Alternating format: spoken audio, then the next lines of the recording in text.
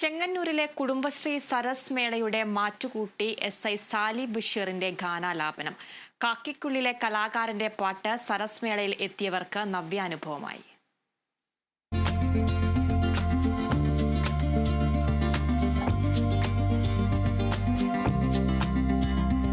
കാക്കിക്കുള്ളിലെ കലാഹൃദയം ചെങ്ങന്നൂർ സരസ് മേളയിലും പ്രകടമായി.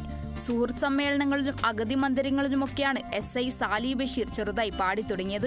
പിന്നീട് ഡ്യൂട്ടിക്കിടെ കാസർഗോഡ് കാഞ്ഞങ്ങാട് അയ്യപ്പ ക്ഷേത്ര നടയിലും പമ്പാ ഗണപതി ക്ഷേത്രത്തിന് മുൻപിലും ഭഗവാന്റെ ഉറക്കുപാട്ട് പാടാൻ സാധിച്ചു.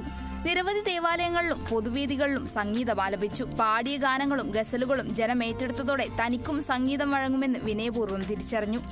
ഇതിനോടകം ഒട്ടേറെ ഭക്തിഗാനങ്ങളും ലളിതഗാനങ്ങളും എഴുതി അവയെല്ലാം ആൽബങ്ങളാക്കി. ഇതിനിടെ റിലീസിനൊരുങ്ങുന്ന കൊച്ചിയുടെ തീരങ്ങളിൽ എന്ന സിനിമയിലും പാടി.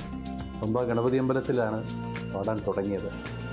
ആ പാട്ടിലൂടെയാണ് ഞാൻ പാട്ടിൻ്റെ വഴിയിലേക്ക് വന്നത്.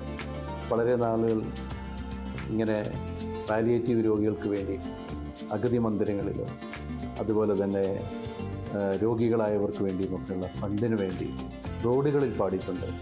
ഈ അടുത്ത സമയങ്ങളിൽ ഞാൻ കുറേയധികം ആൽബങ്ങൾ ഇറക്കിയിരുന്നു.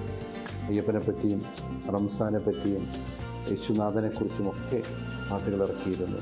അതുപോലെ തന്നെ കുറേയധികം ആൽബങ്ങൾ ഇപ്പോൾ പെൻഡിങ് ഉണ്ട്. എഴുത്തിൻ്റെ വഴികളിലൂടെ ഞാനും കടന്നു പോയിട്ടുണ്ട്. കുറേയധികം എഴുതി വെച്ചിട്ടുണ്ട്. എഴുതി വെച്ചതെല്ലാം പാട്ടായി മാറുന്ന ഒരു ദിവസത്ത് ഞാൻ സ്വപ്നം കാണുന്നുണ്ട്.